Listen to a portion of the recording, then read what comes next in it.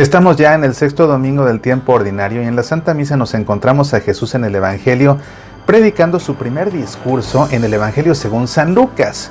Un discurso muy parecido al Sermón del Monte que encontramos en el Evangelio según San Mateo, pero Lucas lo ubica por su parte en una llanura y aunque muy parecido contiene diferencias sutiles que son dignas de ponerle atención. Quédate con nosotros en Pasión por el Evangelio. Vamos a hacer el análisis bíblico del Evangelio que leemos en la Santa Misa. Será muy interesante.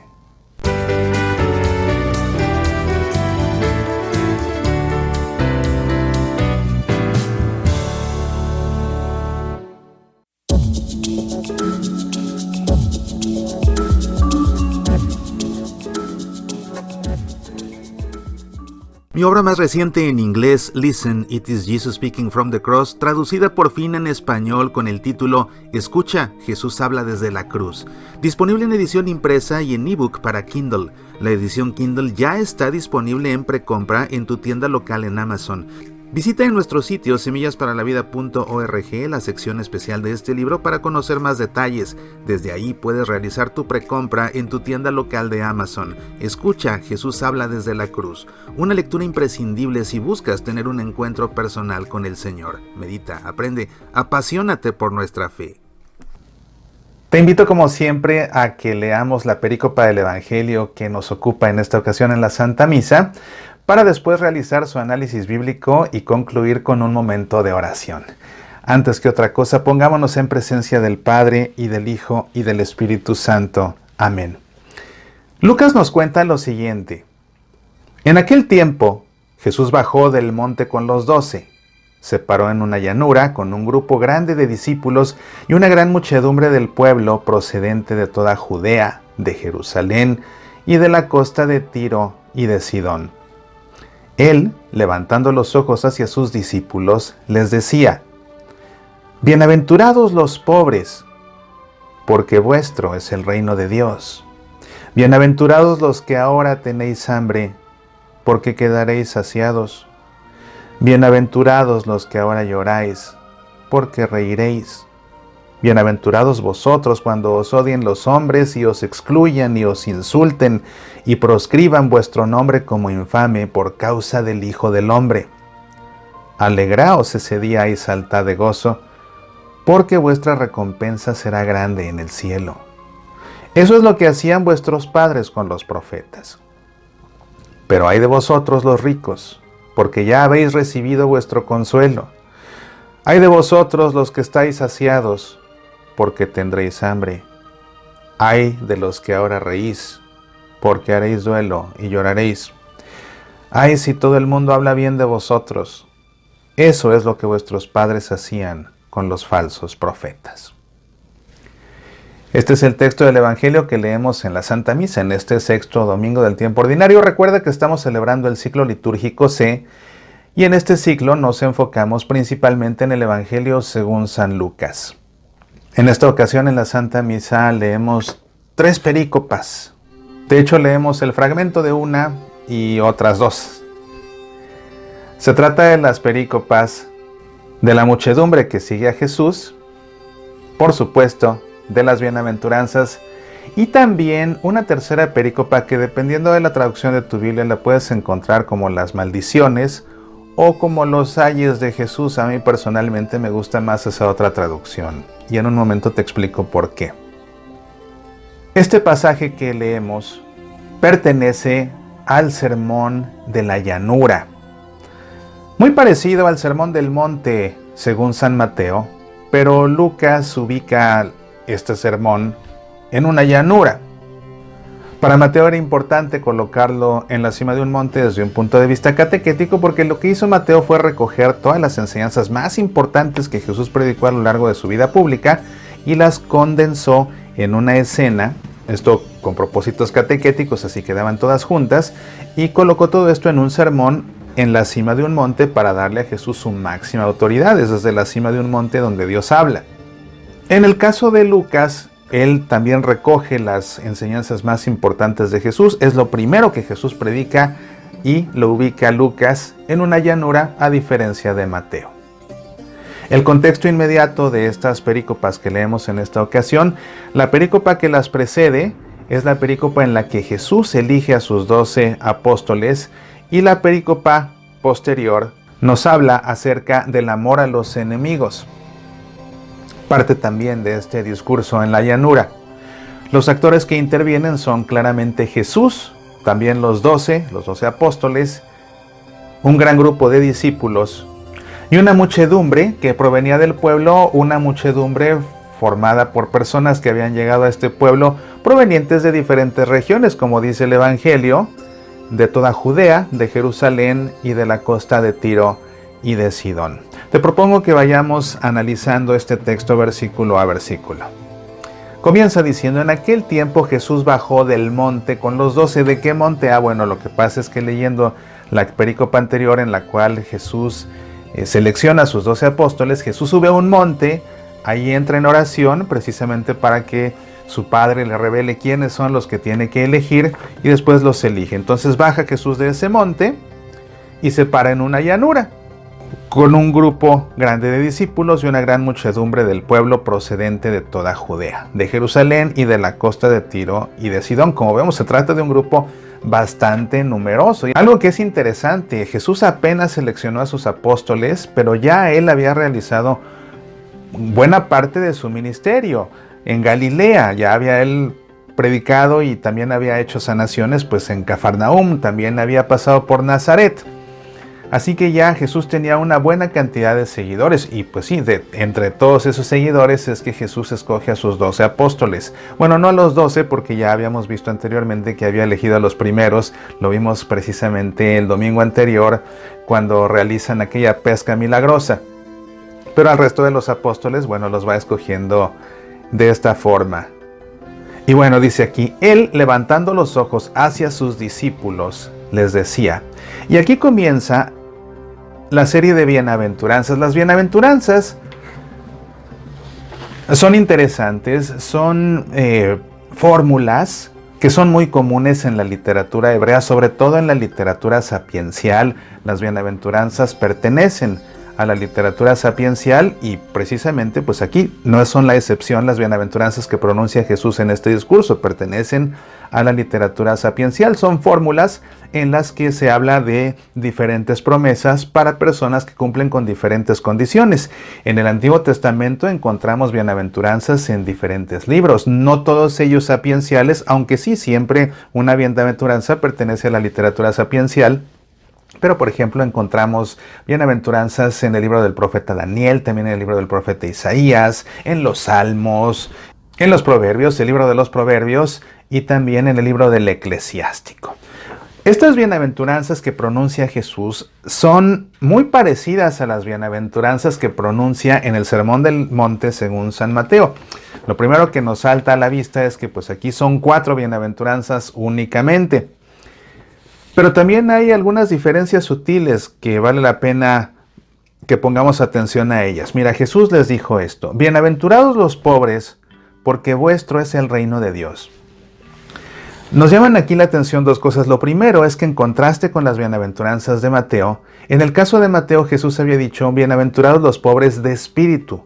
En el caso del Evangelio según San Lucas, Jesús no se refiere a los pobres de espíritu, se refiere a los pobres materiales, bienaventurados los pobres. En el Evangelio según San Lucas, Jesús va a demostrar cierta predilección por los pobres a lo largo del Evangelio. Y aquí precisamente lo vemos muy claramente: bienaventurados los pobres materiales, porque vuestro es el reino de Dios. Sabes que usualmente las bienaventuranzas se expresan en futuro, o sea, la promesa viene para después. Y fíjate que la palabra bienaventurado en griego se dice makarios, y makarios es la traducción de la palabra hebrea ashrei. Ashrei en hebreo significa afortunado, afortunado. En el caso de la traducción al griego makarios, makarios significa o bien bienaventurado o bien dichoso, pero en hebreo ashrei significa afortunado, de manera que suelen expresarse estas bienaventuranzas con una promesa a futuro, pero aquí llama la atención que esta, más que promesa, ya es como que una garantía, porque está expresada en tiempo presente. Jesús dice: bienaventurados los pobres, porque vuestro es el reino de los cielos. Y con esto Jesús sigue la línea de pensamiento desde el Deuteronomio, dejando claro que la auténtica riqueza, la riqueza más importante no es la material, sino que la riqueza más importante es poseer a Dios, es vivir con Dios, mejor aún es vivir en Dios precisamente. Entonces, bienaventurados los pobres porque vuestro es el reino de Dios. Ya es de ustedes ese grandísimo tesoro. Después la que sigue dice, bienaventurados los que ahora tenéis hambre, porque quedaréis saciados. En este caso sí la promesa es escatológica, porque es una promesa a muy largo plazo. Al final de los tiempos es cuando se cumplirá. Vemos también aquí otra diferencia con respecto a Mateo, porque en el caso de las bienaventuranzas en el Sermón del Monte de Mateo, Jesús decía, bienaventurados los que tienen hambre y sed de justicia, porque serán saciados. En este caso, Jesús se sigue refiriendo al hambre meramente material. Bienaventurados los que ahora tenéis hambre. Incluso lo puntualiza, los que ahora tenéis hambre, para contrastarlo con esa promesa escatológica que sucederá al final de los tiempos. Bienaventurados los que ahora tenéis hambre, porque quedaréis saciados. Después viene otra que dice, bienaventurados los que ahora lloráis, porque reiréis. Esta es muy similar a la que presenta Mateo, porque en el caso del Evangelio según San Mateo, Jesús dice, bienaventurados los que lloran, porque serán consolados. Como que está un poquito más elaborado, como que pareciera una fórmula más primitiva esta, ¿no? Los que ahora lloráis, porque reiréis. Mateo más bien dice, porque serán consolados. Y después viene otra bienaventuranza que rompe con el esquema de las otras. Rompe con el esquema, rompe con el ritmo, rompe con la estructura. Es mucho más compleja y elaborada, y por esa razón podemos pensar que fue una añadidura tardía a este texto. Y dice así, bienaventurados vosotros cuando os odien los hombres y os excluyan y os insulten y proscriban vuestro nombre como infame por causa del Hijo del Hombre. Alegraos ese día y saltad de gozo, porque vuestra recompensa será grande en el cielo. Eso es lo que hacían vuestros padres con los profetas. Y esto es muy interesante porque, pues cuando se escribe este Evangelio según San Lucas, pues ya había cierta persecución, sobre todo por parte de las autoridades judías, que pues aquellas autoridades judías que no se habían querido convertir al cristianismo, pues había cierta persecución por los cristianos, pero también había persecución ya de parte de los romanos. Entonces, en ese tiempo como que se hace una reflexión sobre el destino de aquellos que son perseguidos por causa del Hijo del Hombre. Interesante aquí que Lucas, que en el Evangelio según San Lucas, porque te digo, puede ser que esta última bienaventuranza alguien la haya añadido posteriormente, dice, por causa del Hijo del Hombre.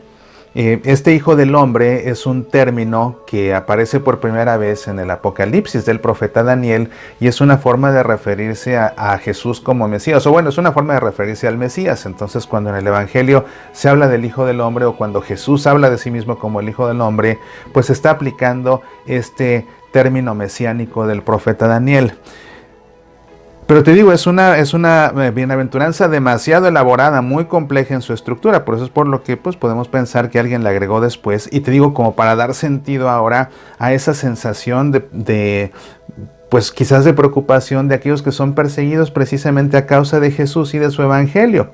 Por eso viene después esta promesa: alegraos ese día y saltad de gozo, porque vuestra recompensa será grande en el cielo. Eso es lo que hacían vuestros padres con los profetas. Ahora, estas son las 4 bienaventuranzas, y posteriormente sigue una secuencia de 4, pues no son realmente maldiciones. Te digo, dependiendo de la Biblia o de la traducción que tengas, esta pericopa va a estar titulada como las maldiciones o como los ayes. A mí me gustan más los ayes, porque realmente no son estas ni maldiciones, ni tampoco son amenazas, porque si te fijas, Jesús no les dice malditos los ricos o malditos sean los que están saciados. No, más bien les dice, ay de ustedes, ay de vosotros. Entonces, más que una maldición o más que una amenaza, se trata de una advertencia, precisamente para que no sean así.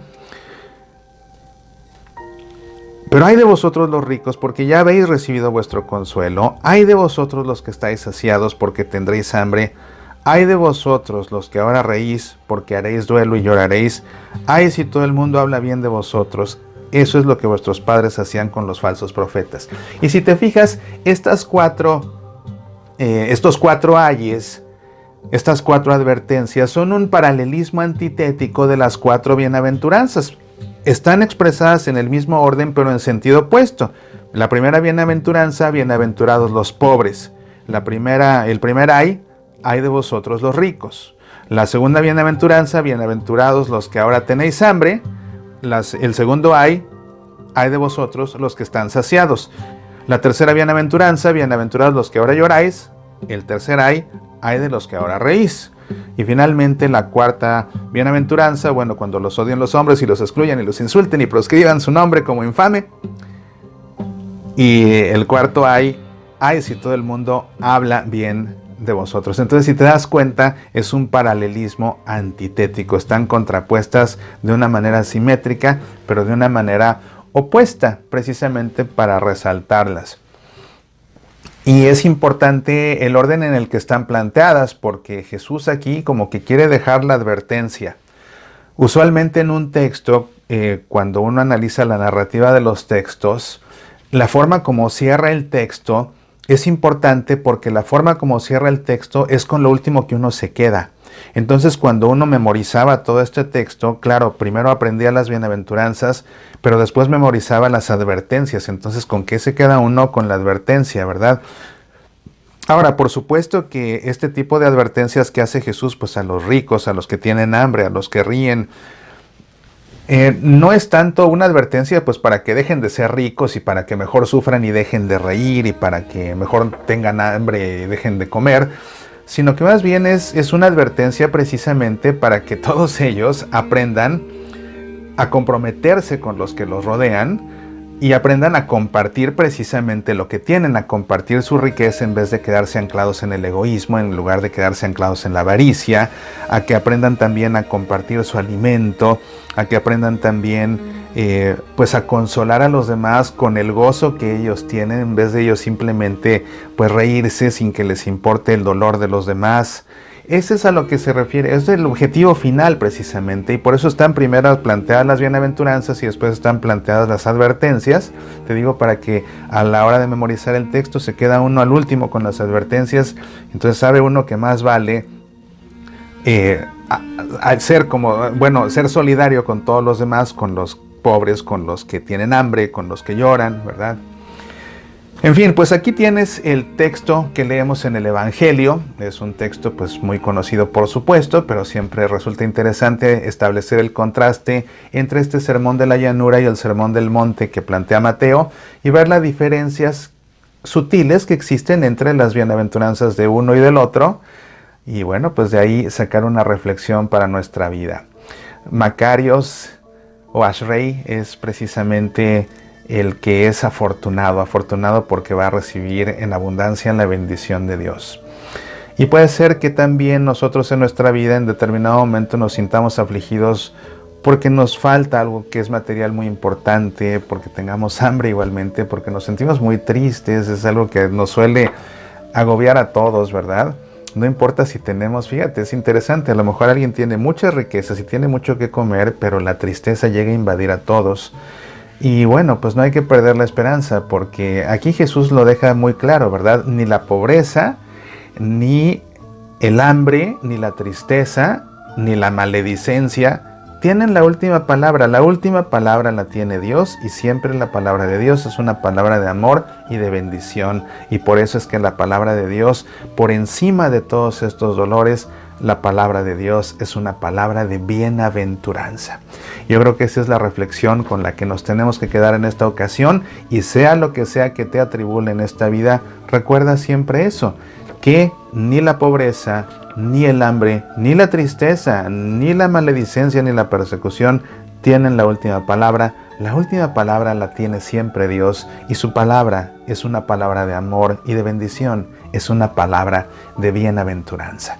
Pues yo te invito a que todo esto que hemos estudiado y que hemos aprendido y que hemos reflexionado, lo guardemos ahora en nuestro corazón Y ahora nosotros nos dirijamos a Dios en un momento de oración. Para ello, te invito a que por un momento cierres tus ojos, pongas tu mano sobre tu corazón y en tu interior hagas eco a estas palabras. Bienaventurados somos si no nos olvidamos de Dios. Bienaventurados somos si sonreímos aunque estemos llorando. Bienaventurados somos si no presumimos de ser ricos. Bienaventurados somos si no tememos decir la verdad. Bienaventurados somos si no valoramos solo el mundo. Bienaventurados somos si miramos al cielo. Bienaventurados somos si no olvidamos al que sufre.